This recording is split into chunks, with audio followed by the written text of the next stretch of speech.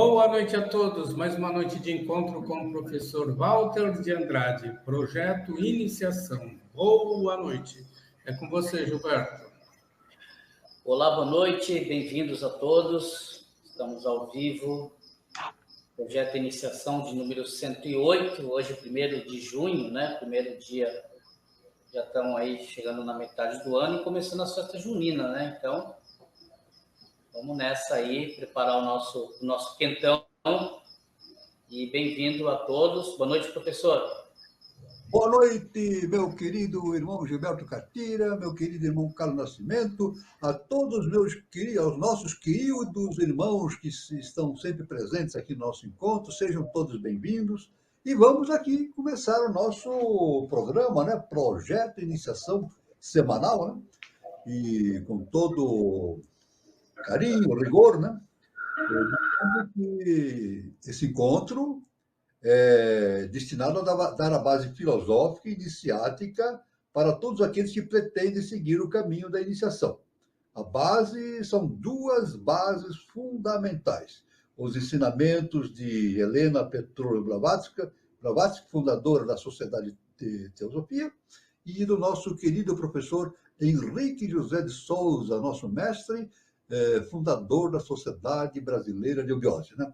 O objetivo é a síntese do conhecimento a fim de propiciar aos pretendentes ao caminho da iniciação informações e valores importantes para essa finalidade.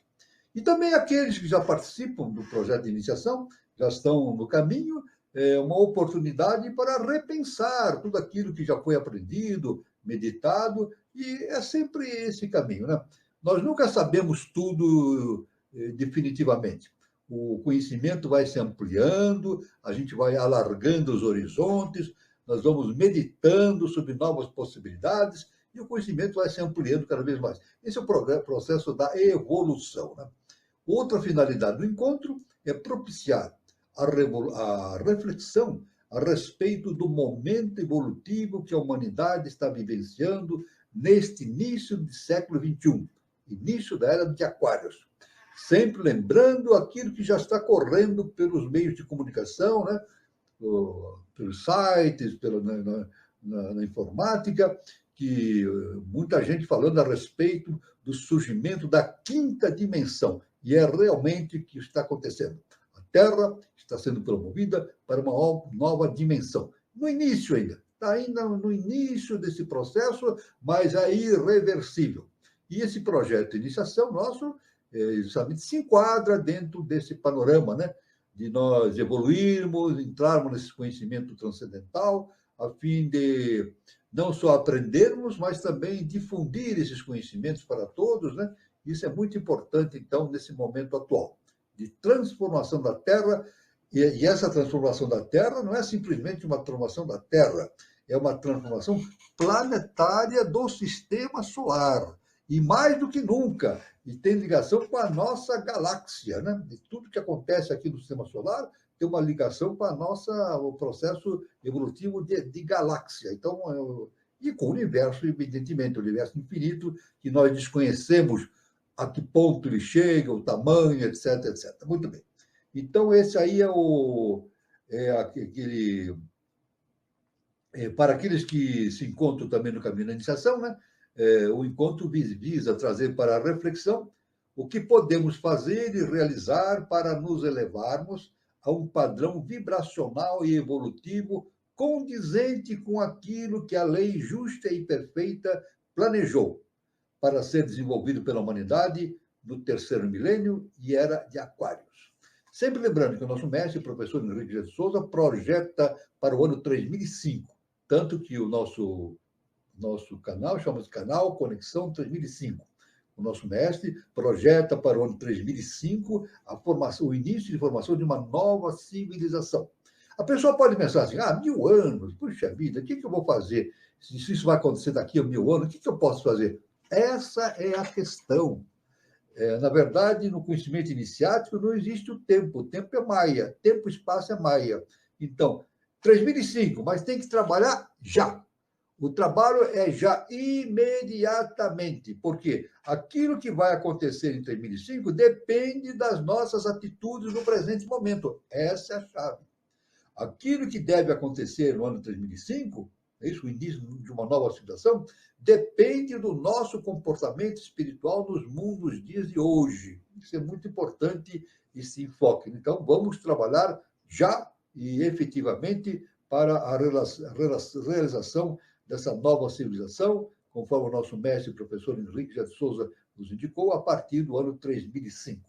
Muito bem. É claro que toda pessoa que quer entrar no projeto de iniciação tem que entrar e fazer esse projeto numa escola iniciática, né? Escola iniciática, devemos deixar bem claro, é toda escola que segue rigidamente os princípios da ciência iniciática das idades. Isso é básico, né? Mas é necessário que a pessoa faça parte de uma escola iniciática, né? Então, a pessoa pode escolher a escola iniciática que mais lhe agradar, né? Aí, ó, vai pelo mundo, aí existem muitas escolas iniciáticas que têm os caminhos, né, de revelação de fatos importantes para a evolução, mas, de nossa parte, nós indicamos aqui a Sociedade Brasileira de Eubiose, fundada pelo professor Henrique de Souza, que realmente constitui um enorme conhecimento, e um conhecimento fundamental.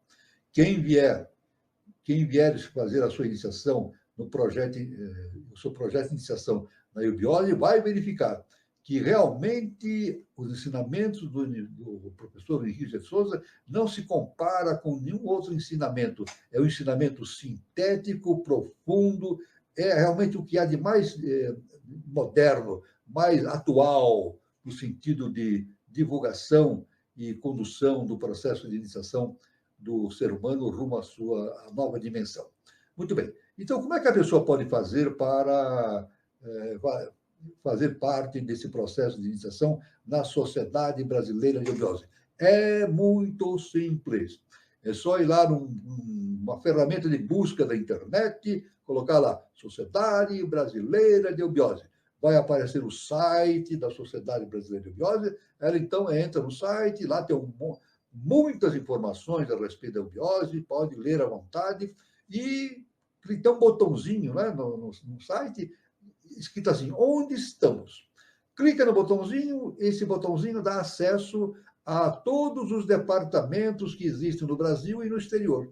Então, a pessoa pode entrar em contato, né? Aí ela tem informação de telefone, endereço, e-mail e assim por diante, né? E ela pode entrar em contato da melhor maneira que lhe for conveniente, é isso?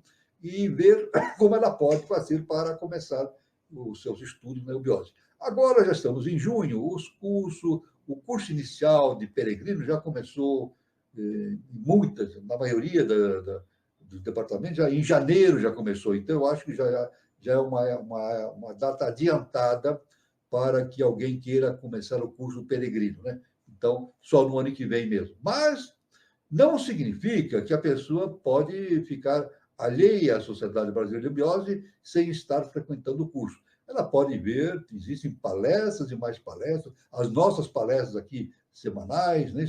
E além de outras palestras, às terças-feiras também, através do canal Conexão em 3005. Então, a pessoa vai se tomando informações a respeito do processo de iniciação e em janeiro do ano que vem ela pode, então, fazer a sua inscrição para começar o curso peregrino. Além disso, devemos informar que existe um site na internet, justamente Dharana Online. Ó, o nome do site é Dharana Online. É uma revista de modo, vamos dizer assim, que pode sair na informática, né? E está sempre sendo essa revista está sendo sempre publicada com informações e assuntos de enorme importância para aqueles que queiram se dedicar ao estudo da ciência iniciática das idades. Então, está um caminho, né? Enquanto a pessoa espera o início do curso peregrino, no ano que vem, ela vai se informando, né? Em Dharana, comprando livros, né? Indicados nos nossos programas, e vai tendo... E também pode também acessar os departamentos da sua cidade, e normalmente os departamentos realizam palestras públicas, veja bem, é muito importante. No próprio departamento próximo de sua casa, próximo da sua cidade ou na sua cidade, geralmente os departamentos realizam palestras públicas. Então, a pessoa pode ir já começando a assistir palestras públicas, estudando a revista da Arana e se aprofundando. Aí, no ano que vem, começa o curso peregrino. Faz o curso peregrino, depois tem mais 4 cursos, 4 níveis, totalizando 5. Totalizando 5 níveis, então a pessoa tem o direito de se tornar membro efetivo da Sociedade Brasileira de Eubiose. Então, ela pode participar de ritualísticas, palestras internas e externas, todas as atividades internas ou externas e ritualísticas, né? E, principalmente, a pessoa tem o direito e a oportunidade de ler as cartas de revelação do nosso mestre, professor Henrique José de Souza, que são milhares e milhares de páginas com ensinamentos transcendentais. Então, está o convite para todos, né, que queiram, então, se dirigir no seu projeto iniciado através da Sociedade Brasileira de Eubiose.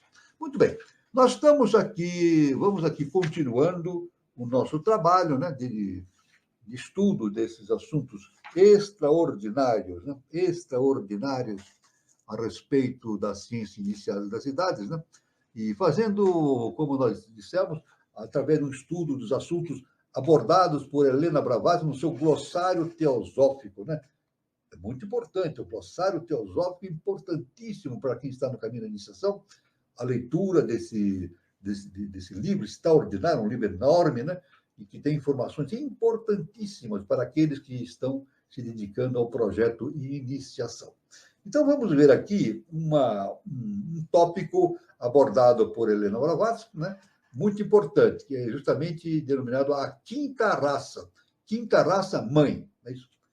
A quinta raça mãe. Essa raça se desenvolveu sob a proteção de Buda Mercúrio, pois seu objetivo principal era o desenvolvimento da mente. E para esse fim, o planeta da sabedoria banhou com seus eflúvios benéficos o berço da raça. Há 1 milhão de anos, o Manu Vaisvasvata selecionou entre a subraça semítica da raça atlântica as sementes da quinta raça mãe e as conduziu à imorredoura terra sagrada. Então, quando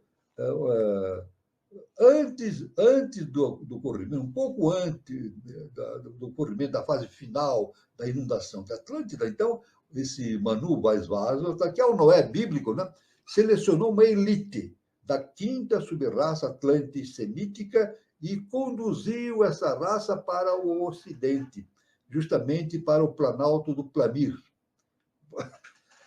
Onde fica o Planalto do Pamir? É uma região transhimalaíanica com relação à Índia. Então, nós temos a Índia, o Himalaia e o Planalto do Pamir. O Planalto do Pamir é uma região montanhosa. E foi lá que o Manu Vaisvasvata levou os seus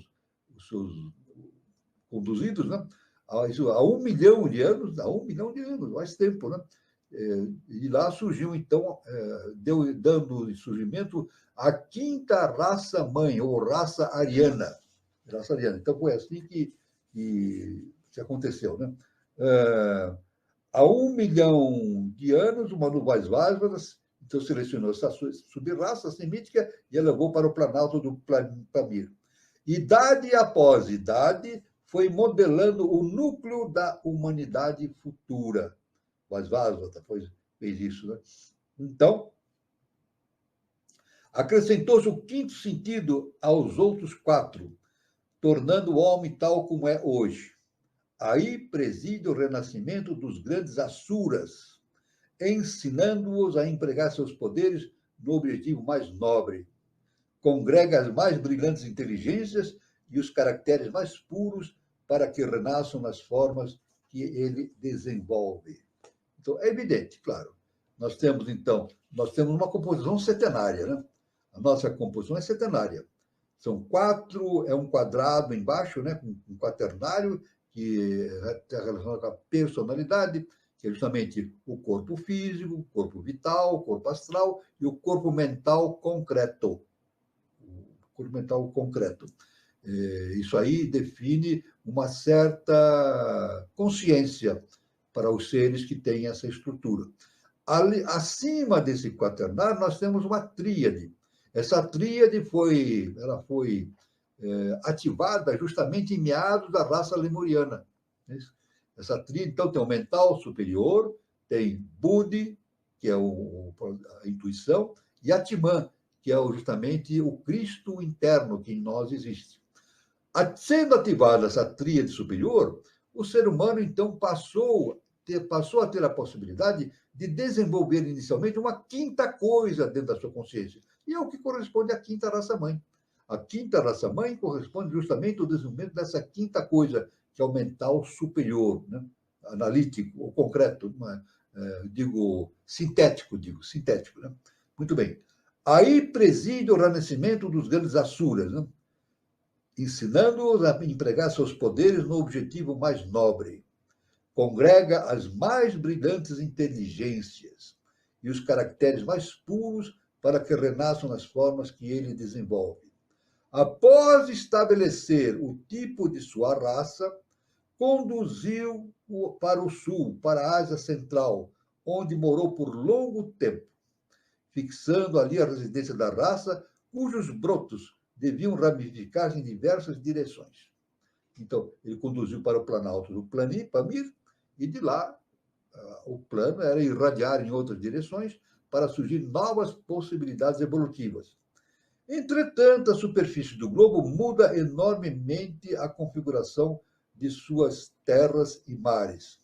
Vão surgindo uma após outra as terras do continente Krauncha, até que o grande cataclismo, ocorrido há 200 mil anos, deixa a Poseidônia, ou Poseidones, a última ilha atlântica, né?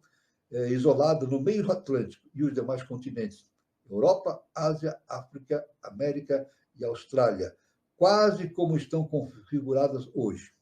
Então, justamente nesse processo que a gente conhece como o dilúvio, né?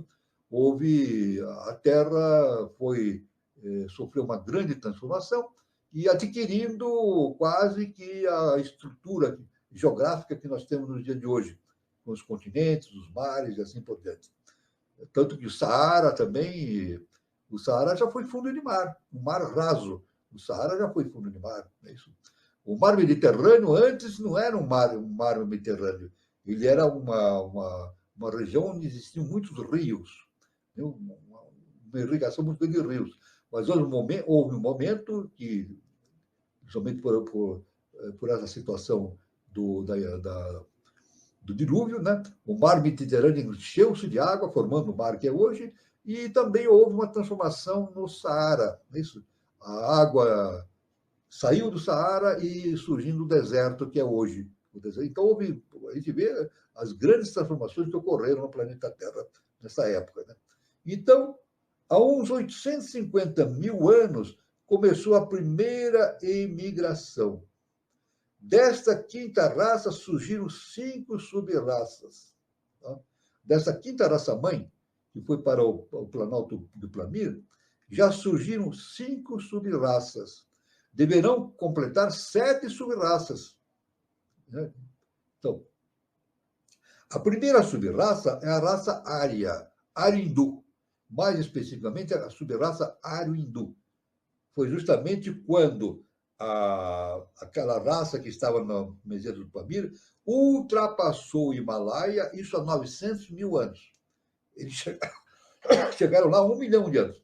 Há 900 mil anos, depois de 100 mil anos, eles transitaram através dos Himalaias, né, do Himalaia, e chegaram na Índia, e se espalharam pela Índia.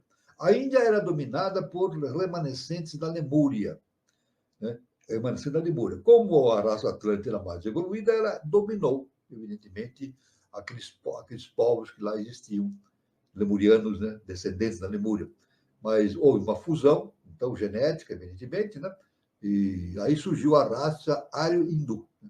Depois aí começou um caminhar do Oriente para o Ocidente, que é chamado justamente o itinerário de Ó, a caminhada da mônada.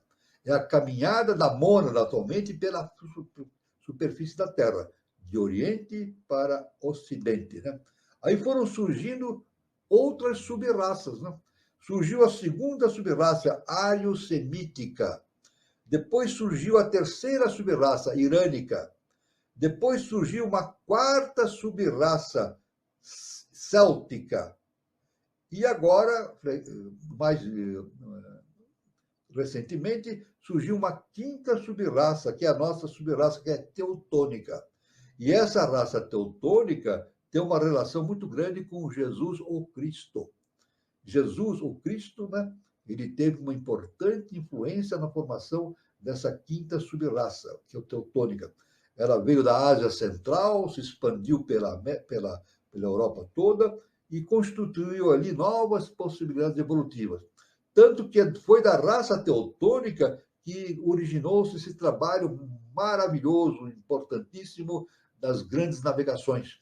Isso, a raça teutônica, movida por seus orientadores, saíram da Europa, passaram a navegar pelo Atlântico, pelo Oceano Índico e assim por diante, e principalmente por ação de portugueses e espanhóis, principalmente pelos portugueses, né, que navegaram pelo mundo inteiro. Foram para o Japão, para a Índia, para a China, tiveram pelo mundo inteiro, inclusive na América, né, descobrindo o Brasil e assim por diante. Né? Então, é claro que na sequência deverá surgir a sexta e a sétima subraça, é isso? Que floresceram no norte e no sul da América. Isso no tempo de HPB, veja, vamos deixar bem claro, no tempo de HPB, a sexta subraça deveria surgir na América do Norte. E a sétima subraça, HPB diz, na América do Sul. Ela não falou no Brasil, mas na América do Sul.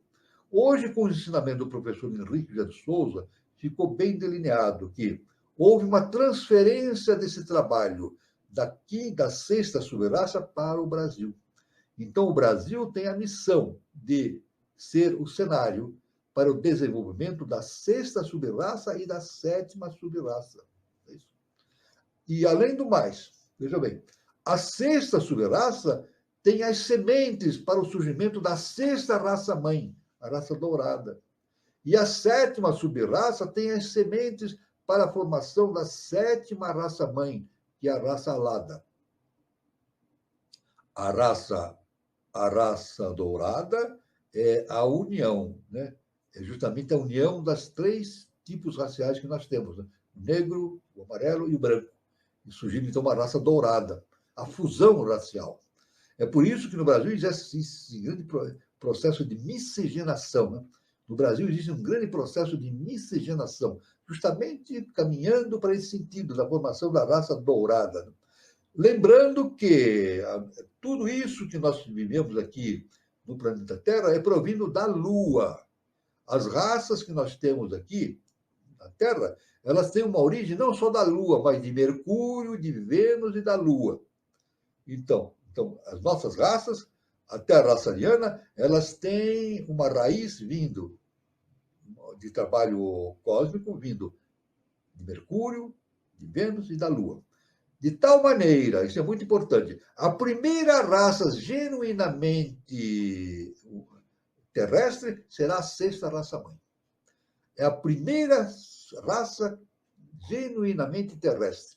Depois haverá a sétima raça-mãe, genuinamente terrestre também. Então, algo esplendoroso para o planeta Terra, essa questão, né? Então, aí está. É um assunto muito vasto, devo dizer. Isso aí é um assunto muito vasto, porque envolve o desenvolvimento do sistema solar como um todo.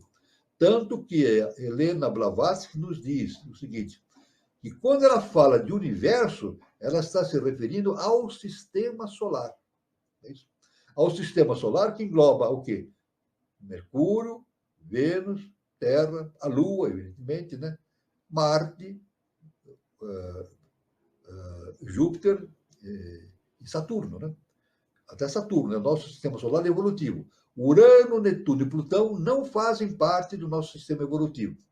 No futuro, esses planetas farão parte de um novo sistema solar que deverá surgir, porque esses planetas mais interiores, Mercúrio, Vênus, serão absorvidos pelo Sol. E, consequentemente, no futuro ainda muito remoto, muito lá, a Terra também deverá ser absorvida pelo Sol. Então, a nossa civilização deverá florescer futuramente em Júpiter, depois em Saturno. Depois haverá uma grande transformação do sistema solar, com novos planetas, inclusive com a ativação da ação de Netuno, Urano, Netuno e Plutão, né? Uma nova projeção, uma nova forma de evolução de um novo sistema solar. Então, isso é muito importante. Eu digo que esse assunto é muito longo, mas merece a nossa atenção. É um estudo que a gente estuda, e sempre tem dúvidas, sempre tem perguntas a fazer, mas à medida que a nossa consciência vai evoluindo, a gente vai percebendo aos poucos a ligação existente entre todos os planetas, a Terra, o Sol e assim por diante. Porque a evolução é única, né? A evolução abrange aqui, como nós falamos no início, né? Que a Terra está passando por uma quinta dimensão. Isso corresponde a uma evolução também que está ocorrendo no sistema solar. E isso está ligado com a galáxia, né? A Via Láctea, né? Então, está tudo interligado nesse processo evolutivo, né? Isso é muito importante, esse conhecimento. É um assunto muito importante a ser estudado. Muito bem. Vamos aqui ver um novo ponto muito interessante para o estudo, que é o nome quintessência. Quintessência. A quintessência, o magnetismo específico, o vínculo, a semente dos elementos, a composição dos elementos puros, diz Breton, da filosofia antiga, né? Expressões sinônimas da mesma coisa, de uma mesma matéria, objeto, no qual reside a forma. É uma essência material na qual reside e opera o espírito celeste. Pode-se definir a quintessência como o quinto princípio dos mundos. A gente pode falar quintessência ou quinta essência também, né? Quintessência ou quinta essência. Então, o quinto princípio composto daquilo que há de mais puro nos 4 elementos preliminares, né? Primitivamente, esse nome era aplicado ao éter, por ser este o mais nobre e superior dos 5 elementos dos antigos filósofos, né? O éter era muito citado pelos antigos filósofos. Não só por os filósofos, mas Isaac Newton citou o éter, né? Ele dizia que, nos seus estudos, ele diz que existia, permeando o nosso universo, algo chamado éter. Durante o século XX, isso foi eliminado da ciência. A ciência, através de seus estudos, chegaram à conclusão que o éter não existe. Mas o éter existe, sim. Newton estava certo. O éter não é o segundo trono, mas faz parte do segundo trono. Então, Newton, ele trouxe esse conhecimento do superior para a Terra. A ciência rejeitou no século XX, mas chegará o dia em que a ciência vai reestudar esse assunto e vai chegar à conclusão que Newton estava certo. O éter existe, sim. O éter é um nível existencial, nível cósmico existente justamente no segundo trono. Isso é muito importante. Aí está, então, esse entendimento da quinta essência, né? Nós estamos caminhando para uma quinta essência, né? De um quaternário para um sistema quíntuplo, né? Que justamente corresponde, como nós vimos, à quinta raça raiz. Tudo se encaixa. Estamos saindo do 4 e indo para o 5º dia. Isso o próprio Jeová, são 4 letras, né? Iod, no antigo hebraico, né? Iod, Re, Val, Het. Né? Jeová, Iod, Re, Val, Het. 4 letras, significando 4 coisas, 4 existências. Significa os 4 dias primeiros da criação. É isso. Moisés, em Gênesis, ele nos trouxe esse conhecimento, que tudo que existe aqui na Terra foi criado em 7 dias. Mas, na verdade, se a gente observar de maneira mais clara, chegamos à conclusão que nós estamos no 4º dia da criação, passando para o 5º dia. Estamos saindo do 4º dia da criação e entrando já no 5º dia da criação. O que é isso? É a 5ª dimensão. É muito simples. Você vê? Ou o que se fala hoje na internet de chegarmos à 5ª dimensão já era falado lá na Bíblia, né? Da antiga Bíblia, do Moisés, né? Em Gênesis. Olha só que importante. A 5ª dimensão já era citado por Moisés na Bíblia. Veja só que importante. Não é uma coisa nova, é um conhecimento muito antigo, que faz parte da evolução do universo todo, né? E nós vamos sabendo aos poucos a respeito desses assuntos. Aos poucos, os mestres vão trazendo informações importantes. O próprio Newton, devemos dizer que o próprio Newton, ele trouxe esse conhecimento antecipado a respeito do éter, que foi rejeitado pela ciência. Agora, hoje sabemos, através de estudos, que Newton tinha um grande conhecimento a respeito da ciência iniciática. A única coisa que ele não falava. Ele podia ter falado, né, nos seus trabalhos, a respeito da Índia, a respeito do Tibete, ele conhecia tudo isso, ele era um gênio, né? Ele só não falava para não entrar em choque com a ciência e com a religião católica, né? Ele não podia fazer isso. Tinha sua decisão, seria um desastre, né? Seria um desastre científico para a época, né? E o Newton ele não veio destruir nada, ele veio construir. Então, dentro das possibilidades, ele foi falando aquilo que era possível ser entendido pela humanidade. Newton era um gênio, né? Um gênio. O que é ser um gênio? É ser veículo dos conhecimentos superiores. Então, ele, Einstein, Newton, foram gênios porque foram veículos dos conhecimentos superiores. Se tornaram veículos para a descida dos conhecimentos para o mundo objetivo, né? E hoje sabe-se, existem estudos, inclusive descobertas físicas de documentos, que Newton tinha estudos a respeito da Índia, da ciência iniciática, só que ele não se pronunciava a esse respeito, justamente para não criar problemas na ciência oficial daquela época. Então, ele tinha a responsabilidade de manter uma linguagem com a tônica do ciclo, mas ele sabia muito mais do que a física que ele ensinava, né? Os conhecimentos dele iam muito mais do que a física que ele ensinava. Mas no 3º milênio, a ciência progressivamente vai se expandindo e vai entrar por esses campos ainda ignotos, impensáveis pela humanidade, né? Justamente com o desenvolvimento do conhecimento. Mas esse desenvolvimento do conhecimento não significa, como muitos pensam, o desenvolvimento das máquinas, da informática, desenvolvimento da matemática, desenvolvimento da instrumentação, dos equipamentos. Não é isso, não. Não é isso. Isso apenas é um detalhe, são detalhes. O grande avanço da ciência vai ocorrer pelo desenvolvimento espiritual dos cientistas. Então, os cientistas, para que a ciência atinja cada vez mais um nível elevado de conhecimento universal, é necessário que os cientistas façam a sua iniciação, produzam em si o projeto de iniciação. Por quê? Acontecendo isso, o cientista desenvolvendo o projeto de iniciação dentro dele, ele vai se tornando cada vez mais melhor veículo para o conhecimento superior. Não é verdade? Porque nós humanos não fazemos nada. Olha, vamos falar a verdade, nós humanos não fazemos nada, não inventamos nada. Está tudo já existe. Nós apenas trazemos para a face da Terra aquilo que já existe no universo superior. Né? Tanto que a gente pode até trazer aqui a própria palavra de Jesus o Cristo. Né? Jesus o Cristo, ele mesmo disse, eu não faço nada por mim mesmo.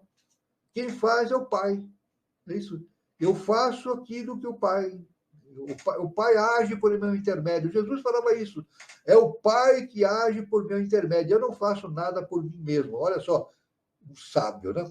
Celestial, né? Um anjo, falando justamente essa questão desse conhecimento superior. Isso tudo é muito importante nesse momento que nós vivemos na quinta raça-mãe, ser repensado, ser analisado, para a gente entrar, evidentemente, no caminho do conhecimento superior. No caminho do conhecimento superior. Tanto que, eu repito isso e não canso de repetir, as faculdades no Brasil e no mundo inteiro deverão sofrer uma transformação muito grande no terceiro milênio. Uma transformação muito grande. Hoje, as faculdades, elas trabalham na base da informação. Sempre foi assim. A informação vem, o aluno capta aquela informação e vai, então, desempenhar o seu trabalho na sua profissão específica, né? Seja na engenharia, seja na filosofia, seja na psicologia, na medicina e assim por diante. São informações, recebe informações. Mas as faculdades não devem ser apenas pontos de informação. Isso é o mínimo que a faculdade deve fazer. A faculdade, no Brasil e no exterior, em todo o mundo, deve ser pontos locais onde haja a transformação do ser humano. Isso é muito importante. Um aluno, quando entra na universidade, ele deve sair diferente, transformado, através do projeto de iniciação. Isso não acontece na faculdade. O aluno entra de um jeito e sai do mesmo jeito. E, às vezes, sai até pior. Eu estou dando risada, mas é uma coisa muito séria, muito triste. Né? Às vezes, ou frequentemente, o indivíduo entra numa faculdade, é isso, e sai até pior. E nós vimos através da história, né? Indivíduos cursando física e dominando a ciência atômica, etc., e o que acabam fazendo? Bomba atômica, não é isso? Artefatos nucleares para destruir tudo. Quer dizer, isso aí não tem condições de um ser de elevada estrutura espiritual fazer. É uma coisa antievolutiva, né? Usar a ciência, esses conhecimentos que vêm de cima, para produzir a destruição da humanidade. Isso é impossível. Por isso que essa transformação deve ocorrer justamente nas universidades no século XXI. Isso já está acontecendo. Nós vemos, em alguns pontos, algo referente a esses assuntos, como pontos importantes de transformação rumo a essa nova dimensão do conhecimento. E esperamos que isso ocorra com a maior velocidade possível. Né? Muito bem. Vamos ver aqui alguma coisa importante a respeito de outro termo que a HPB nos informa, a respeito da quiromancia. Quiromancia, olha que importante que a HPB nos fala, do grego keir, mão, e manteia, adivinhação. Então, quiromancia. É a adivinhação do futuro de uma pessoa pela observação das linhas naturais da palma da sua mão. Quiromancia. Então, analisando as palmas da mão, ela adivinha o seu futuro. Há a quiromancia física, que trata de descobrir as relações existentes entre as linhas da mão e o temperamento do corpo, aumentando através desse meio o conhecimento das inclinações da alma.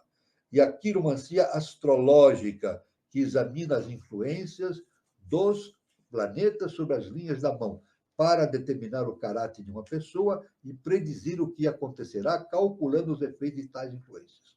Bom, não precisa dizer mais. A nossa mão tem a história nossa. A história nossa está aqui, na nossa mão impressa. O que tem a nossa mão? 5 dedos. 5 dedos. Quer dizer, 4 estágios já percorridos e um quinto que está sendo desenvolvido. Ó, esse dedo polegar é o menorzinho, né? É o menorzinho. E podem perceber o seguinte, perceba o seguinte, este dedo aqui está em oposição aos 4. Hã? Em oposição aos 4. É por isso que a gente usa o termo manusear. Eu vou manusear. Manusear já justamente emprega o termo man, que lá na Índia antiga é mente. Man é mente. Manusear, então, a mão é um instrumento de manuseio, é um instrumento para a mente realizar as coisas. E somente o homem, o ser humano, e os antropóides têm o polegar oposto à mão. Vou repetir. Somente o ser humano e os antropóides. Quem são os antropóides? É isso. O gibão, o chimpanzé, o orangotango, é isso? São exemplos, né, dos antropóides. Esses seres eles pegam as coisas. São os únicos seres que podem pegar as coisas, os antropóides e o ser humano. Os outros animais, que dizem ser os nossos ancestrais, os macacos, eles têm rabo. Os seres humanos e os antropóides não têm rabo. O ser humano não tem rabo, né? E os antropóides também não têm rabo. Por exemplo, um chimpanzé, um orangotango, eles não têm rabo. Perderam o rabo. Por quê? Porque os seres antigos, os seres macacos antigos, eles usavam o rabo para se pendurar nas árvores. Eles enrolavam, pegavam as coisas com o rabo, enrolavam e traziam para a boca para se alimentar. Então, no momento, eles perderam o rabo, mas isso por justamente o surgimento das mãos. E ainda mais importante, os antropóides, até eles têm 4 mãos. Olha que interessante. Nós temos 2 mãos e 2 pés. Isso. Os antropóides têm 4 mãos, são 4 humanos. Isso. O chimpanzé, ele tem as 2 mãos e os 2 pés são 2 mãos. Ele pode pegar coisas com os pés, que são mãos também, né? E, além disso, veja bem, esta aqui é a oposição. Então, é a quinta coisa. É justamente a quinta dimensão em nós desenvolvidas. É justamente a quinta essência, a oposição. É por isso que isso consta na Bíblia, né? Na Bíblia diz que houve uma oposição de determinados anjos contra o plano celestial, de organização celestial. Justamente essa é a questão da oposição, né? Essa oposição é citada por Moisés, não é isso? Como um dos efeitos dessa oposição foi justamente a queda dos anjos. Os anjos foram trazidos para a terra, então por a queda dos anjos. Mas essa oposição que nós vemos aqui não é uma oposição simplesmente oposição por oposição. É uma oposição construtiva. Uma oposição construtiva, né? Então, é necessário que haja uma oposição para que haja evolução. A oposição nós podemos comparar também com a rebeldia. Essa oposição do polegar à palma da mão corresponde também a um ato de rebeldia. E o nosso mestre, o professor Henrique de Souza, olha que interessante, ele nos deixou o seguinte ensinamento: somente os rebeldes se salvam. Eu vou repetir, somente os rebeldes se salvam. A nossa mestra Helena Petrova Blavatsky foi cognominada por um grande filósofo, Mário Rosso de Luna, um filósofo e astrônomo espanhol. Ela foi cognominada com o seguinte nome, né? A Divina Rebelde. A Divina Rebelde. Então, não é um ato de rebeldia, é um ato de uma particular atenção do conhecimento no conhecimento interno. Uma rebeldia. O sujeito que não é rebelde, ele segue a cabeça dos outros. Ele não é rebelde, segue a cabeça dos outros. A rebeldia tem a base fundamental do autoconhecimento, é isso? Do livre-arbítrio. Do livre-arbítrio. Né? Tanto que Eva, no paraíso, ela cometeu um ato de rebeldia. É isso?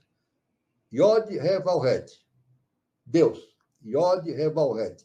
Jeová passou pelo paraíso e disse para Eva, não para o Adão, falou para Eva, vocês podem comer de todos os frutos desse paraíso, menos aquela árvore central.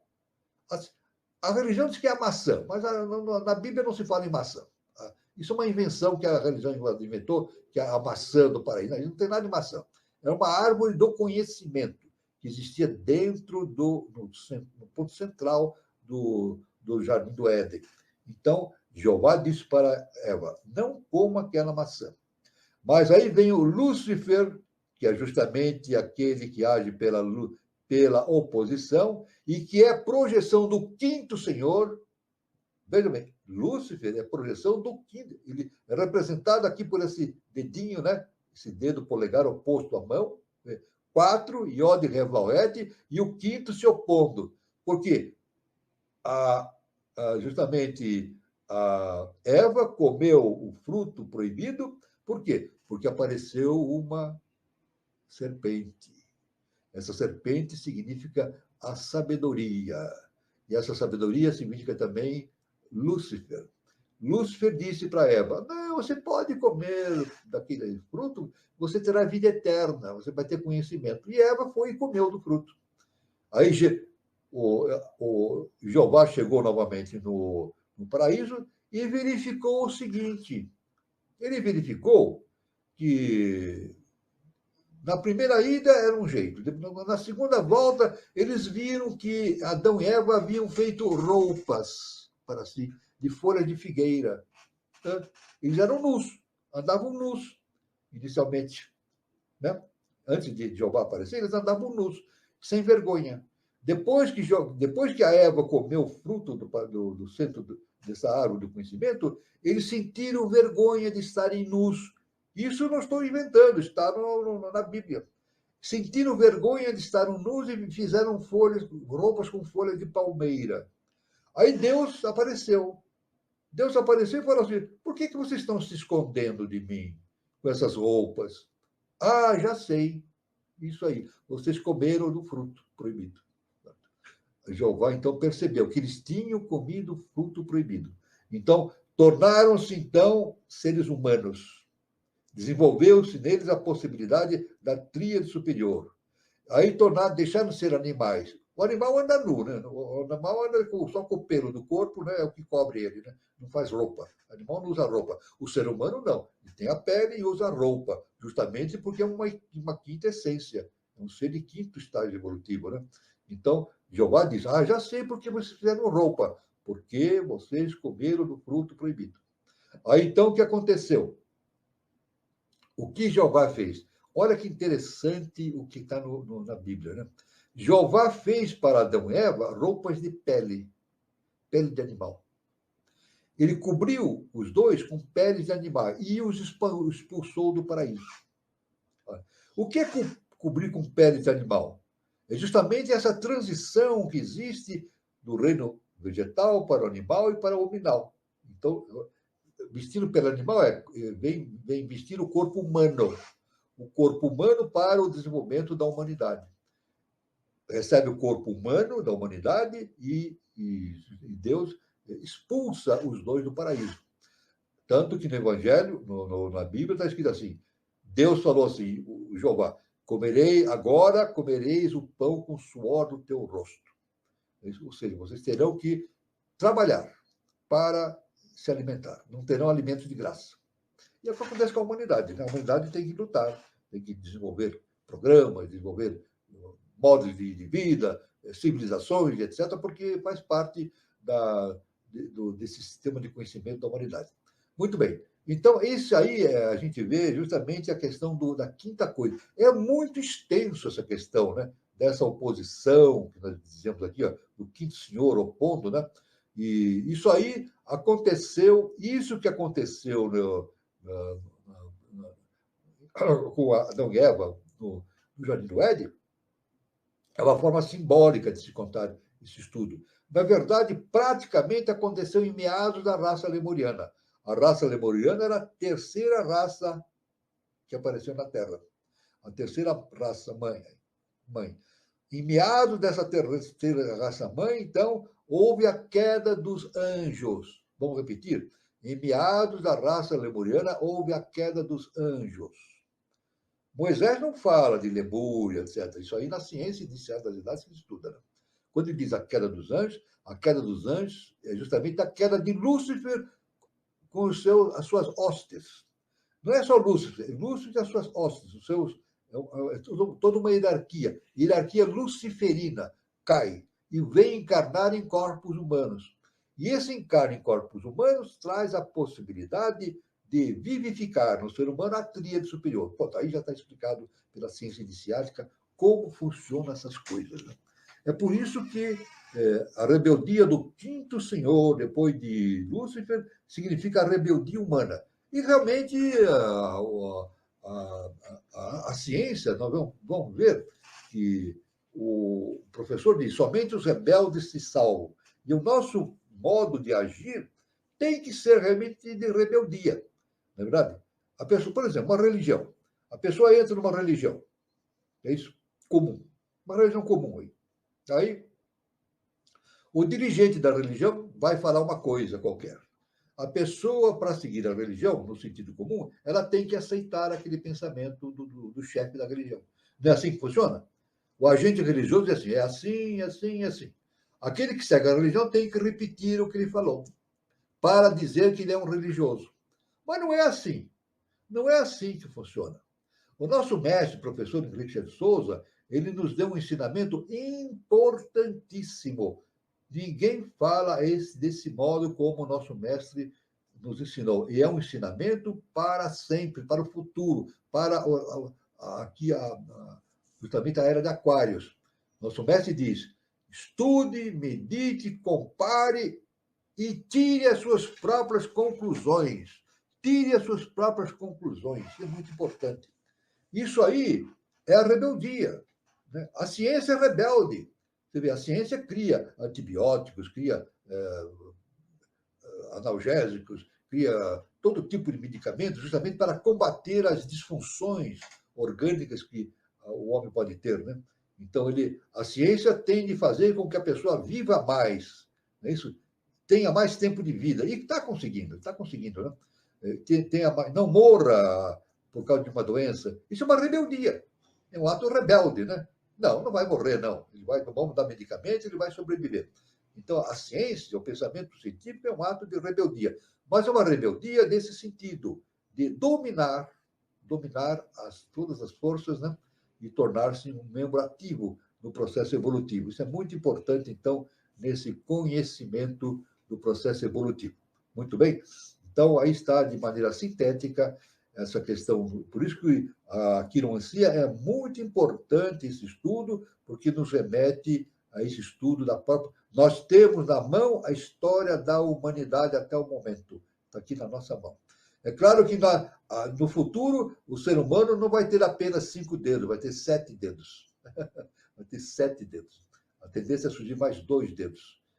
Isso a ciência iniciática nos fala, mas isso num tempo ainda mais futuro, né? Já em outros planos evolucionais, isso é uma coisa a ser pensada, tudo bem? Aí está, então, algo muito importante para a nossa reflexão. O assunto é muito vasto, dá para ficar falando horas e horas a esse respeito, né? Se a gente quiser falar, fica horas e horas e o assunto não termina. Um outro assunto aqui, que abordado por Blavatsky, no seu glossário teosófico, é justamente esse nome Quiron. Em grego, escreve Chiron. Quiron é um Cérebre centauro, filho de Saturno, metamorfoseado em cavalo, e Filira. Esse ser mitológico vivia retirado nos montes e ali, alternando com o exercício da caça, adquiriu vastíssimos conhecimentos na ginástica, adivinhação, astronomia, medicina, na qual fez progressos tais que era considerado como o melhor médico do seu tempo. Sua gruta, situada ao pé do Monte Pelion, chegou a ser a mais famosa escola de toda a Grécia. Quiron ensinou a medicina a Esculápio, a astronomia a Hércules e foi também instrutor de uma pleiade de renomados heróis, tais como Aquiles, Peleu, Jasão, Meleagro, Ulisses, Nestor, Enéas, etc. Ferido numa perna por uma flecha envenenada, com o sangue de Hidra de Lerna, suas dores eram tão cruéis que desejava ansiosamente morrer, coisa que não podia alcançar por ser imortal. Conduído de seus sofrimentos, Júpiter atendeu seus desejos e o colocou entre os signos do zodíaco, onde figura com o nome de Sagitário. Aliás, entre nossos irmãos espíritas é citado o planeta Quiron como um planeta onde, aqui no nosso sistema solar, as almas que não estiverem mais adequadas ao desenvolvimento da Terra serão exiladas do planeta Terra e levadas para o planeta Quiron. Isso aí, os irmãos espíritas, eu não vou entrar em detalhes, é só ver entre os irmãos espíritas, né, aí tem várias gravações na internet, né, palestrantes falando sobre esse assunto, quem quiser investigar, esteja à vontade. Né? Então, justamente Quiron. Quiron é citado como um planeta que vai receber os degredados da Terra. e justamente por questão do surgimento da quinta dimensão. É claro que esse processo de degredo não é um processo unicamente terrestre, ele existe em todo o universo, né? Quando um determinado planeta atinge um determinado ponto de evolução, há um processo de seleção. Isso aí, o próprio Jesus, o Cristo, ele fala da separação do joio do trigo. Vai haver, e já está havendo, a separação do joio do trigo. As pessoas pensam que pode fazer o que quiserem e fica tudo por isso mesmo. Veja bem, muita gente, a maioria da humanidade, pensa que pode fazer o que quiser e fica tudo por isso mesmo. Isso eu digo em todos os campos, em todos os níveis sociais, seja pobre, rico, o que quer que seja, ignorante, estudado, seja o que for. As pessoas imaginam que fazem as coisas e fica tudo bem, não acontece nada. Não. Entra a lei do karma. O karma cobra essas atitudes. Toda atitude do indivíduo, existe uma lei chamada lei do karma, e o karma cobra. É isso. O karma não cobra para penalizar a pessoa. É justamente para reconduzir a pessoa para o caminho indicado. Devemos dizer também que, quando ocorre o degredo de determinadas pessoas de um planeta, não é para punir as pessoas que são degradadas, mas para dar uma nova oportunidade. Por quê? Deus, o Eterno, é misericordioso. Vamos deixar bem na nossa cabeça? Deus é misericordioso. Deus sempre dá oportunidade. Sempre. A pessoa pode fazer o que quiser, dentro de certos limites, né? Pode fazer o que quiser, mas ele dá sempre oportunidade. A única oportunidade que a lei não dá é quando, justamente, a pessoa atinge um estado de tal degradação que se torna um kama-rupa. Aí uma possibilidade. Kama-rupa quer dizer aquele que perdeu a tríade superior e está somente atuando no quaternário. Aí, então, o indivíduo não tem mais possibilidade. Ele não evolui. Não existe evolução na Terra. Aliás, o Kardec já falava isso, né? Nos seus livros. A evolução não existe. O que existe no ser humano é a parada, o estacionamento evolutivo. O estacionamento pode durar anos, milhares de anos, né? Se a pessoa não quer evoluir. Essa é a morte. A morte verdadeira é esse processo não evolutivo. Mas existe também o desligamento da tríade superior, formando, então, os kama-rupas. Nesse sentido, não é evolução. A tríade superior se desloca do quaternário e o que fica sobrando do quaternário para baixo, do quaternário, é um kama-rupa, que não é mais um ser humano. Então, esse ser humano vai se degradando, ele passa da quarta dimensão para a terceira, para a segunda, para a primeira, depois para a zero dimensão, né? Isso aí existem livros. A Divina Comédia fala sobre isso, né? Dante Alighieri, quando escreveu a Divina Comédia, ele comentou esses fatos justamente focalizando no inferno de Dante, né? O inferno de Dante é justamente esse lugar onde há uma queda sucessiva, né?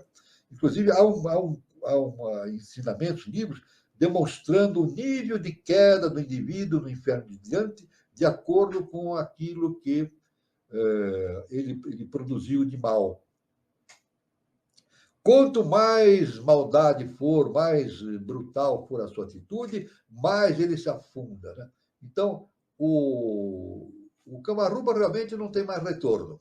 Ele vai perdendo dimensão, até atingir o fundo que o nosso mestre chama de, com um nome específico, né? O cone sombrio da Lua, né? O nosso mestre chama essa região de cone sombrio da Lua. Vai despencando e é atirado na Lua. A HPB diz que a Lua é a lixeira cósmica. Tudo que não é aproveitado na Terra, não segue a evolução, é jogado na Lua. Aí o terceiro senhor, que é o comando da Lua, ele faz, então, o reaproveitamento desse resíduo. Por quê? Conforme a física, né?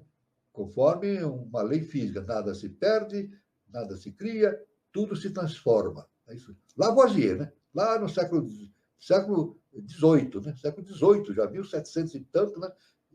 Ele descobriu isso na química. A ciência diz que é uma lei química. Nada se cria, nada se perde, tudo se transforma. Ou seja, mas é uma lei cósmica.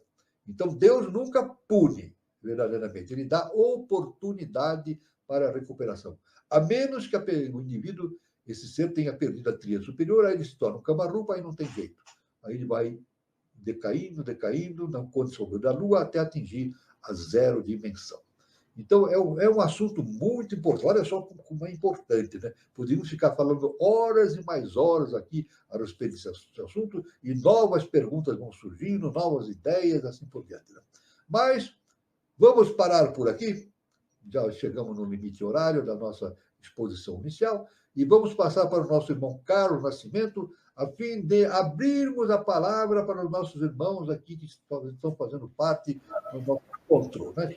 Para que a gente possa trocar ideias, e receber perguntas, ou receber informações das mais variadas importâncias.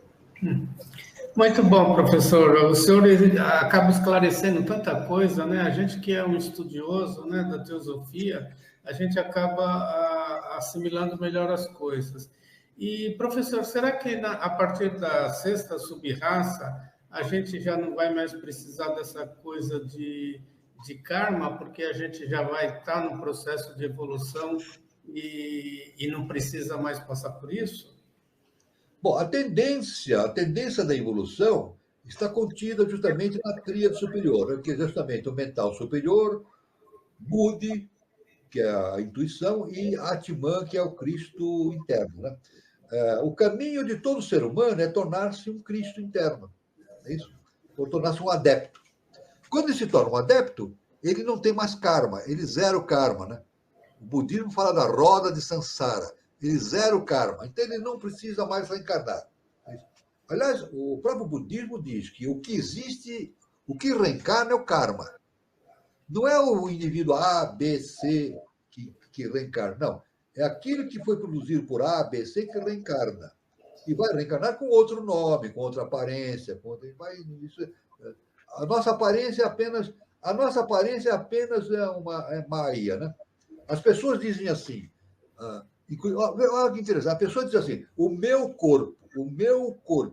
Nem o corpo é nosso, esse corpo não é nosso, esse corpo é emprestado. Eu estou dando risada porque é interessante. Esse corpo que nós estamos usando é emprestado pela divindade para que a gente evolua. Então, nem o corpo é nosso. É uma vestimenta provisória. É isso? E um dia nós vamos chegar à conclusão, quando nos tornarmos adeptos, que esse corpo é má, é ilusão. O que existe mesmo de verdadeiro é aquilo que está dentro de nós. Por isso que Jesus falou, vós sois deuses. E é por isso que Jesus disse também o seguinte, conhecereis a verdade vos libertará. Quem conhece a verdade conhece Deus e se liberta da sua personalidade, do seu corpo, da sua veste quaternária e assim por diante. Muito bom. Gilberto, você tem alguma colocação para fazer? Pois é, quanta coisa, né? Muito informação. Aliás, deixar o recado para as pessoas que estão aí, tem bastante gente hoje online. Peço a todos que deixem aí o like no vídeo, tem bastante gente participando aqui hoje. Então, coloca ali o like aí no vídeo da transmissão. Isso ajuda aqui na performance, né, do nosso conteúdo aqui na internet. Né? E se você ainda não for inscrito, estiver passando aqui pela primeira vez no canal, se inscreva para ser aí informado sempre de alguma nova programação e da nossa programação normal aqui, que são sempre às terças e aos sábados. Então, você será sempre informado e também pode ter acesso aí a todo o conteúdo que já está disponível aqui no canal, com todo esse material produzido aí pelo professor, com uma abordagem exclusiva, né? E todas as perguntas, lembrando que todas as perguntas, todos os questionamentos, eles são respondidos. Você pode também deixar o seu comentário, pode deixar um recadinho aqui embaixo do vídeo, depois que terminar, né, a transmissão, ou se você estiver assistindo o vídeo gravado depois, pode deixar aí uma pergunta para o professor, que todas as perguntas elas são respondidas. Então é isso, tá? Professor, ainda dentro dessa questão do karma e do ciclo de reencarnações, o senhor estava falando sobre essa questão das cadeias, né? A quarta raça, quinta, terceira, quarta, quinta raça e por aí vai, né? Quando troca esse ciclo, né, de uma raça para outra, o karma, ele permanece ou ele começa um novo ciclo? Veja bem, Gilberto, dentro do nosso conhecimento da ciência iniciática, isso o nosso mestre, o professor Henrique de Souza, nos ensina também com bastante segurança, né? Existe o karma individual e o karma coletivo. Isso é inevitável, né? Nós fazemos nosso karma, mas existe o karma coletivo, isso também influencia, né? Então, um povo tem um karma coletivo, inevitavelmente. Uma família tem um karma coletivo. É um karma menor, mas é uma coletividade pequena, mas que tem uma comunicação, uma interação kármica, né? Uma família, ou uma cidade, ou um país, assim por diante, né? Mas é claro que à medida que o indivíduo vai evoluindo, ele vai superando essas questões, essas limitações do karma, né? Na verdade, o karma depende do autoconhecimento, não é isso? O karma, na verdade, olha que interessante, o karma, a gente fala assim, o bom karma e o mau karma. Na verdade, não existe o bom karma e o mau karma, né? O nosso mestre, o professor Henrique de Souza, diz que quem entende a polaridade entende tudo. A polaridade é básica para entender-se o fenômeno universal. Então, não existe mau karma ou bom karma, existe o necessário. O necessário. Tanto que uma pessoa pode ganhar uma riqueza, né, por qualquer maneira, né, ou uma loteria, ou receber uma herança, ou o que seja, né? Ela pode receber uma grande quantidade de dinheiro. Quem olha pode dizer assim, que bom karma que ela tem. Não é bem assim. Não é bem assim. Pode ser um mau karma. Ela pode receber uma riqueza enorme e é um mau karma dela. Ela vai, sabe por quê? Porque ela pode fazer muita bobagem. Se ela não for espiritualizada, ela vai pegar aquele dinheiro e fazer muita bobagem. É uma aprovação kármica. É isso? Esse dinheiro que ela vai receber é uma aprovação kármica.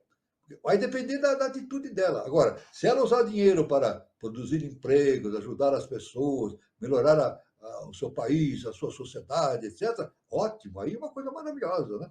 Ela vai usar aquele dinheiro para o bem da comunidade, né? Agora, se ela usar aquele dinheiro para fins não nobres, ela está gerando um karma muito ruim para ela. Assim também, se a pessoa tem dificuldades financeiras, a pessoa pode dizer assim, é um mau karma.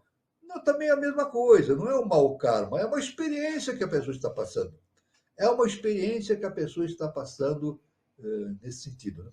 Aliás, eu me lembro até num livro do Chico Xavier, um livro do Chico Xavier, em que ele fala de um rei, ele foi mediador de uma consciência superior, né? E falando sobre a história antiga, etc., né? Então, falando sobre um rei de Roma, né? E chega um momento que esse rei de Roma faleceu. Então, a história nas linhas que o Chico descreveu, né? Está assim, que quando o rei morreu, ele reencarnou imediatamente numa família bem pobre nos arrabaldes de Roma, na periferia de Roma. Olha só. Ele morreu e reencarnou imediatamente como uma criança bem pobre na periferia de Roma. Então, ele era um rei, fez um monte de bobagem. Ele não foi um rei bom, eu não me lembro o nome dele. Não foi um rei bom, ele fez um monte de bobagem. Aí ele é levado para uma situação de pobreza muito grande para ver o que é bom ser pobre. Né? Então quer dizer, não é condenação. Deus é misericordioso, Deus está lhe dando a oportunidade para ele tirar conclusões novas a respeito da vivência, da relação com os seres. Ele teve aquela experiência como um rei. É isso. Por certo, não aproveitou, fez muita bobagem. Eu não me lembro o nome dele. Ele fez muita bobagem. Depois, quando eu lembrar, eu vou falar dele. Ele fez muita bobagem, não aproveitou. Aí, então, ele vai reencarnar para ver se aproveita na pobreza, né?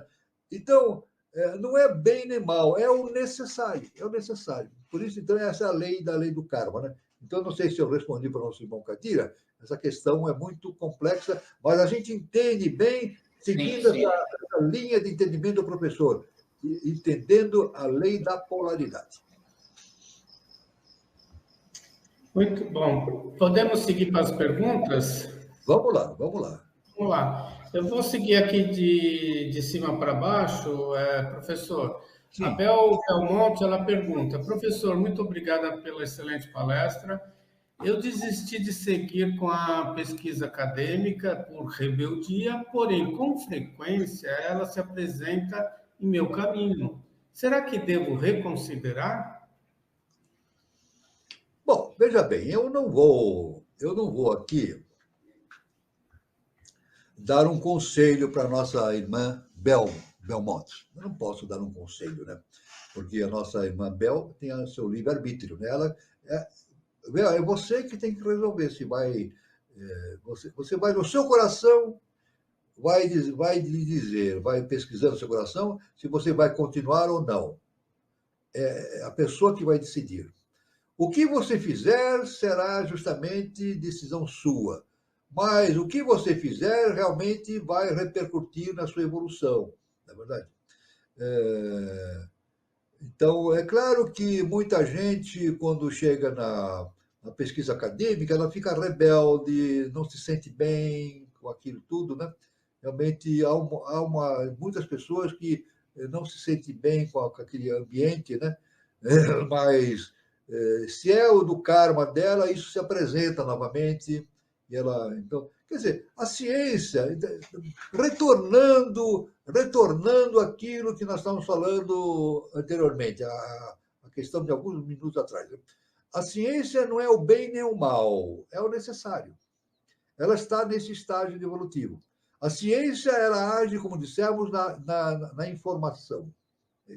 E o indivíduo, para se tornar um ser superior, ele não deve basear somente na informação, ele deve basear-se na transformação interna, no autoconhecimento. Então, é muito bom que a pessoa siga o caminho da ciência, mas também tenha no seu comportamento o entendimento da limitação da ciência e o entendimento de que ela pode colaborar para a melhoria dessa ciência no sentido espiritual. Isso que é importante. Ela pode colaborar, não é isso? Então, esse é o sentido da rebeldia, né? Da rebeldia, né? Por exemplo, eu vou citar um exemplo que a ciência não aceita. Um exemplo simples. Por exemplo, se uma pessoa for defender uma tese, ela vai está cheio de doutores lá para defender a tese, né? Para fazer a avaliação dele. Aí o cidadão, que é um cientista, fala assim: intuitivamente eu cheguei à seguinte conclusão. Pronto, está fora. Está fora da universidade. Esse não tem mais futuro na universidade. Por quê? Intuição não vale na ciência. Ele não pode falar, intuitivamente eu cheguei a conclusões. Por quê? Porque a intuição não está fora. A intuição faz parte do conhecimento iniciático. Através da intuição, que é justamente Budi, o indivíduo pode atingir conhecimentos extraordinários e trazer para a paz da Terra. Mas a ciência não. Ela quer tudo no papel, tudo provado, tudo ali na questão do laboratório. É errado isso? Não é errado.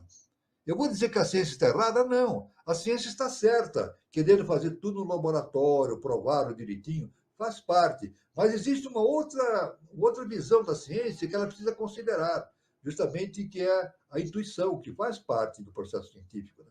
Aliás, Einstein, que foi um grande gênio, ele era um grande veículo para as ideias universais. Né? Ninguém fala isso. Einstein leu, devo dizer, Einstein leu a doutrina secreta, sabia? Leu a doutrina secreta, leu os livros de Blavatsky. Ninguém comenta isso. Mas ele leu os livros da Blavatsky. Então, num determinado momento, Albert Einstein, falou o seguinte: mais importante do que o conhecimento é a imaginação. Ele falou isso, faz parte da vida dele. Ele disse: mais importante do que o conhecimento é a imaginação. Ora, ele falou imaginação porque ele não podia falar em outra palavra. Ele não podia falar em outra palavra. Ele podia falar mais importante que o conhecimento é a intuição. Ele não falou porque ia bater de frente com a ciência. Assim como Newton também. Newton fechou a boca um pouquinho para não bater de frente, porque senão ia estragar todo o trabalho dele, né? Ele veio com o propósito de servir a divindade, né? Ele veio servir a divindade. Assim como Einstein veio, né? Veio e lançou a ideia da quarta dimensão, que revolucionou a ciência. Então, é isso que eu digo à nossa irmã Bel. Cada um tem que seguir o caminho que o seu coração mandar, a sua decisão falar. Mas o importante é ela manter sempre, qualquer caminho que ela siga, sempre manter essa ligação de que o conhecimento humano tem uma outra contraparte que é conhecimento superior e que isso deve ser harmonizado. O conhecimento humano, objetivo, com o conhecimento superior, para realizar justamente aquilo que o professor nos diz, a relação da obra do Eterno na face da Terra. É isso que eu podia falar para a nossa irmã Bel Brandão. Muito bom, professor. A Eliane Pontes pergunta: professor, esta semana saiu uma reportagem mostrando a invenção de um sexto dedo artificial, movimentado e controlado pelo pé. É o homem querendo antecipar a criação divina? Eu não li essa notícia, viu? Eu não li, eu vou procurar. Eu vou, realmente, a nossa Eliane Pontes falou isso, fiquei curioso para saber essa questão. Né? Mas, veja bem, querendo antecipar a criação divina, eu quero dizer uma coisa muito importante. Tentar caminhar pela criação divina através da máquina, isso é impossível. É impossível. É impossível, impossível. Tanto que eu já falo, ninguém fala a esse respeito. Todo mundo fala hoje inteligência artificial. Não, porque a inteligência artificial, porque estamos utilizando a inteligência artificial, ou vamos utilizar, que é muito importante. Eu falo com a maior tranquilidade. Eu não tenho o menor receio de falar. A inteligência artificial não existe e jamais existirá. Isso faz parte da imaginação, é a maia do ser humano. O ser humano pensa, principalmente aqueles que ligam com informática, né, que a inteligência artificial vai se desenvolver e vai aparecer um robô no futuro, e ele vai fazer coisas, tomar decisões. Não, não é verdade, não é verdade.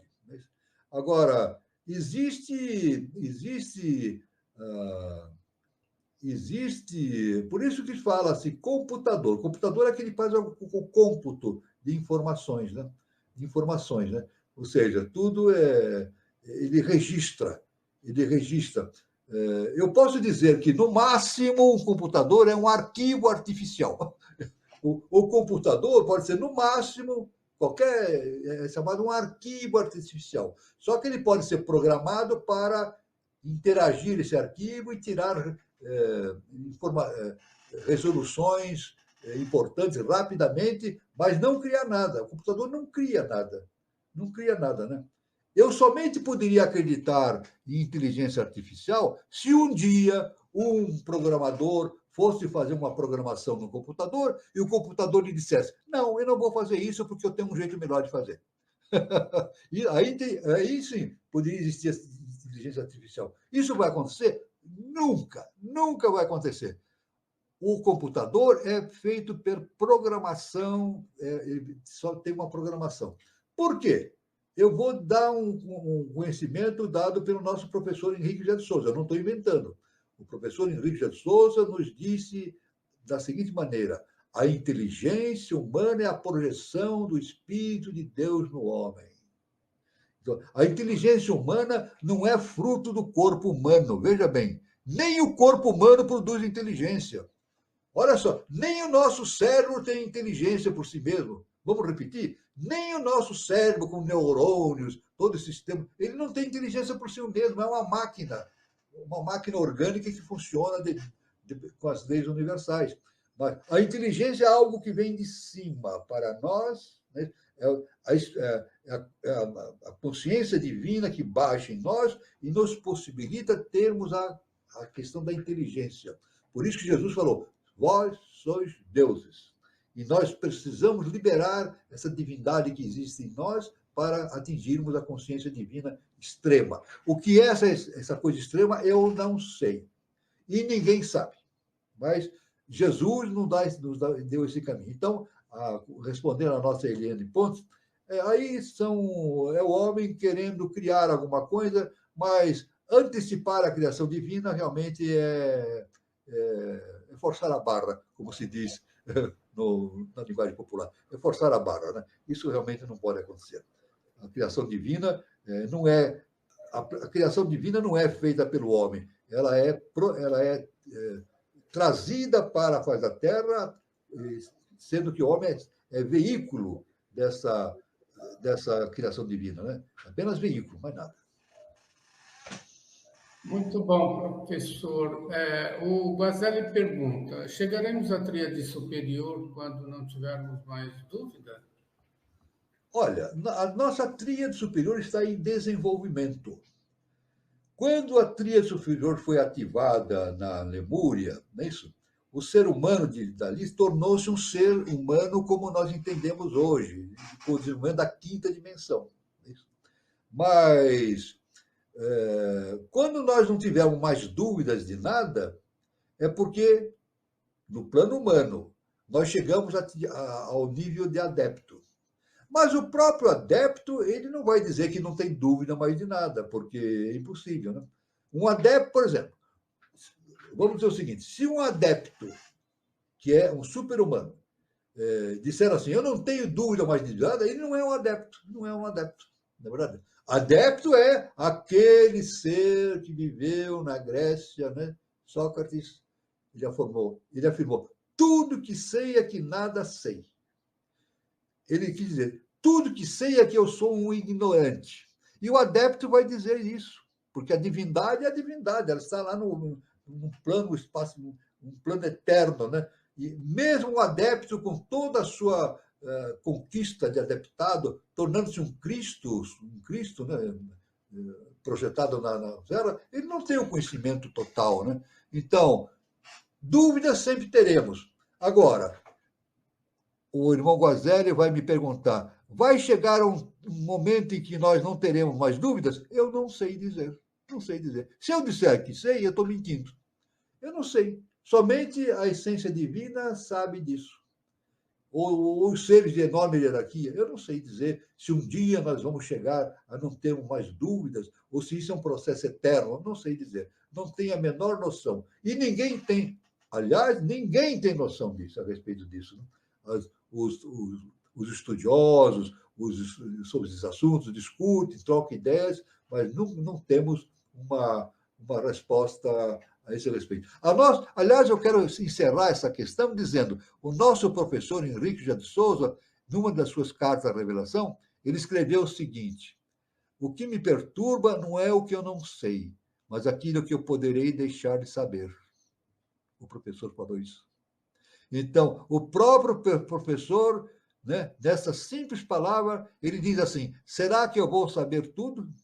Será que um dia eu vou saber de tudo? Ele mesmo, como um mestre, ele diz, será que eu vou saber tudo? Então ele diz, o que me preocupa não é o que eu sei, o que eu não sei, mas sim aquilo que eu deixarei de saber.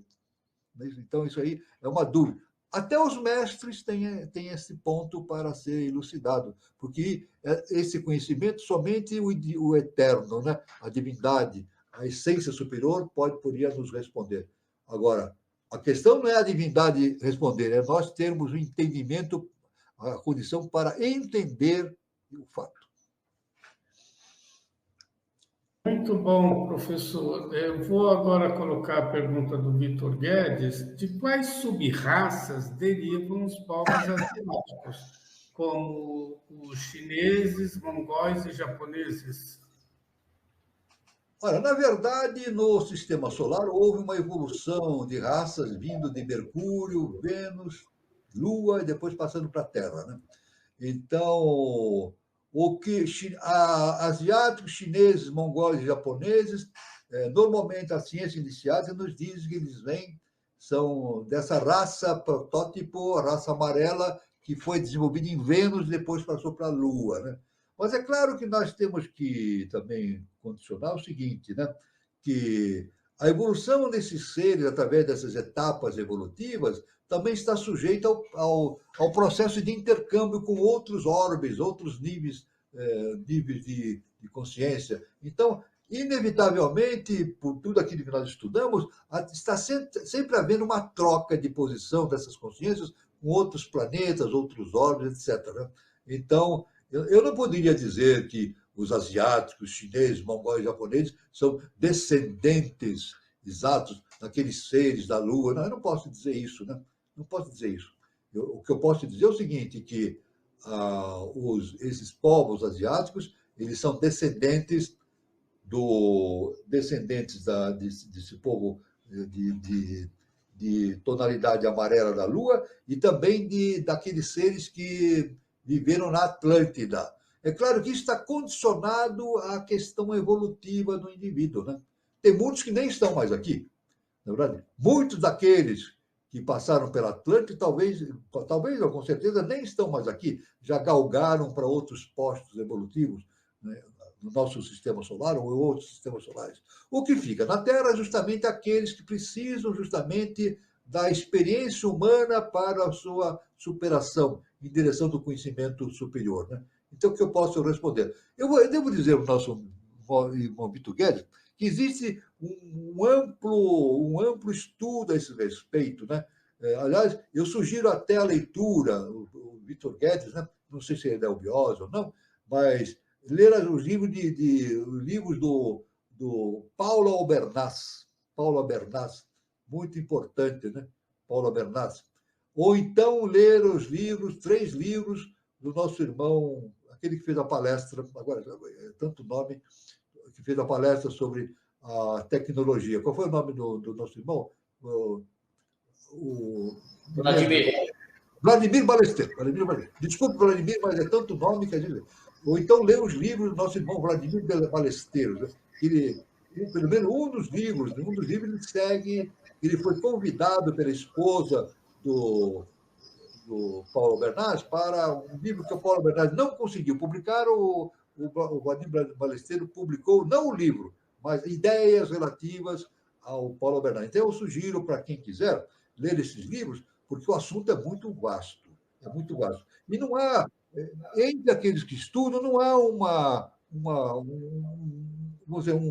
ideia central, única. Existem possibilidades que a gente vai... Eu, pelo menos, vou estudando, eu vejo possibilidades de ocorrer de tais fatos. O assunto é muito vasto e muito complexo.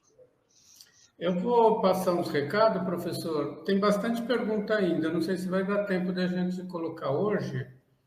Aí o senhor vai dando uma olhada. Eu quero falar sobre a nossa roda de conversa. Aqui no canal Conexão 3005, toda terça-feira temos a nossa roda de conversa. E a próxima terça-feira, dia 4 de junho de 2024, no mesmo horário às 20h40, teremos a nossa roda de conversa com o tema Conhecendo os Sistemas Geográficos Itaparicano, SGI, né? Sistema Geográfico Itaparicano e Recôncavo Baiano. Então, será abordados os seguintes assuntos. Quais as cidades que compõem o Sistema Geográfico do Roncador?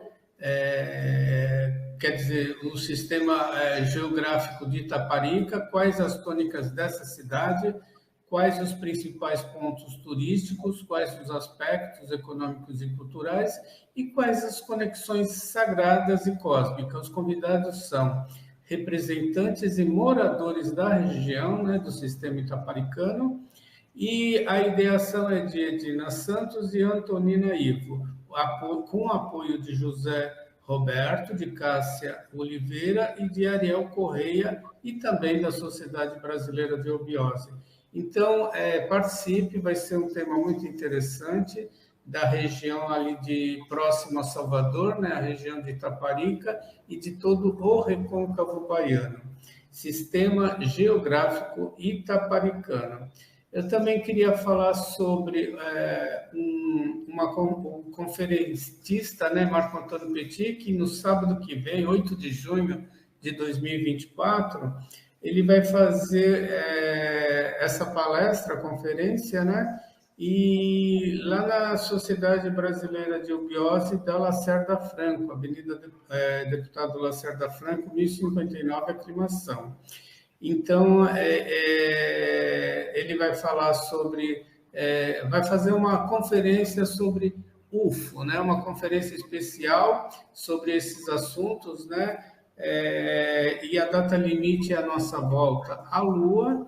Então, ele é autor de 14 livros que abordam diferentes aspectos sobre a ufologia, né? O contato alienígena, a sua intervenção na geopolítica mundial, o que aconteceu antes e depois de 2019 e como não foi informado e o que existe por trás de nosso retorno à Lua, especialmente a região polar sul, de nosso satélite dentro da missão Artemis 3. Então, vai ser no sábado, no 8 de junho, das 15 às 18 horas. A inscrição é de R$ 60, que pode ser no local, no dia do evento, a partir das 14h30. Mais informações pelo WhatsApp. O número está aí, o prefixo de São Paulo é 11, o número é 99932-8838.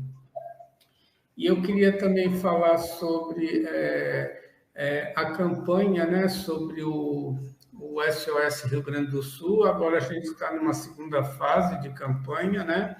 Então, a Sociedade Brasileira de Eubiose, que está na sua segunda fase de campanha, pede mais uma vez o auxílio de quem puder, né? Está colaborando, porque nós temos membros da Eubiose, né, nas representações de Porto Alegre e Caçapava do Sul, que se unem pela campanha SOS Rio Grande do Sul pela Eubiose. Os recursos para a cesta básica, água, material de higiene, pode ser feita pelo PIS, que a raiz é o e-mail social@eubiose.com.br. Aí está o QR Code e aí está o CNPJ da Sociedade Brasileira de Eubiose, que é 24.826.166, ao contrário, 20. Eu também queria falar sobre o Espaço Shakti Nova Era. Quem estiver passando pela cidade de São Lourenço, sul de Minas, Centro de Terapias Holísticas, Espaço Shakti Nova Era. O endereço fica lá na Praça Helena Jefferson de Souza 38, anexo 1, São Lourenço, Minas Gerais. E para mais informações, pode ser feito pelo WhatsApp, prefixo de São Lourenço 35, telefone é 997566874, e pelo Instagram, @ShaktiNovaEra. Lembrando que temos filial em Brasília, no departamento da Eubiose de Brasília, e 2 endereços em São Paulo, no departamento de Santana e departamento do Sumaré. Bom, os recados são esses. Professor, a gente estourou um pouquinho o horário. O senhor queria responder mais alguma pergunta? Que está em cima já, né? Somente a Eliane Pontes. Só isso aí. No NET é uma série sobre a vida de Einstein, né? Eliane Pontes. Eliane Pontes. Na NET, a NET há um seriado sobre a vida de Einstein, mostrando que ele viu no ar a fórmula e os cálculos sobre a teoria da relatividade. Eu quero dizer que não só o Einstein, mas muitas coisas que o homem recebeu foi através de sonhos, de visões, né? Isso aí, a história tem muitas coisas a esse respeito. Não só o Einstein, mas muitas coisas acontecem, né? Na vida, né? A outra também, o Vitor Guedes nos fala, né? A lógica pode te levar ao ponto A ao ponto B, né? Mas... O Vitor Guedes, ele coloca o seguinte: a lógica pode te levar ao ponto A, ao ponto B, mas a imaginação pode te levar para qualquer lugar, né? Como disse Albert Einstein. Exatamente. Veja bem, a lógica leva ao ponto A ao ponto B. Agora, veja bem, a lógica é aristotélica, né? Aristóteles que inventou a lógica. Até, a lógica é ensinada até hoje nas universidades, baseado na lógica aristotélica. Não é isso? Agora, o Aristóteles diz que a lógica não conduz ao conhecimento pleno. Eu só quero dizer isso. Olha, a lógica em si não conduz ao conhecimento pleno. Muitas vezes a gente vê uma discussão que a gente vê na internet, pessoas debatendo, as pessoas falam assim, mas isso é lógico, mas isso não é importante. A lógica, para funcionar, para levar ao conhecimento, ela tem que se fundar em princípios corretos, as premissas. Para que a lógica funcione e conduza ao conhecimento perfeito, deve se basear nas premissas. Se as premissas forem erradas, você aplica a lógica e conclui erradamente. Isso é muito importante, né? Veja bem, a gente pode aplicar a lógica, mas se as premissas forem erradas, nós não vamos chegar ao conhecimento perfeito. Agora, a intuição não, tem essa questão de abrir essa visão superior nossa e a gente tende a ver um conhecimento perfeito, abre um conhecimento superior nosso. Isso é muito importante. Muito bom, professor. Muita gente agradecendo. E desculpa aí por estourar um pouco o horário, né? Hoje estourou um pouco. Hoje estourou um pouco, mas foi muito bom, foi muito gratificante. O assunto é excelente. Parabéns, professor. Obrigado pelo encontro de hoje. Eu quero agradecer a todos pela participação e desejar um bom final de sábado, um bom domingo e até terça-feira e até sábado no nosso próximo encontro. Boa noite a todos. É com você, Gilberto. Isso aí, boa noite a todos. Bom final de sábado, bom domingo, bom final restante de sábado e até o próximo programa e bom final de semana para todos. Boa noite, professor. Boa noite, meu irmão Gilberto Catira, meu irmão Carlos Nascimento. Boa noite a todos que estiveram presentes e luz, paz e amor para todos e fiquem todos com Deus.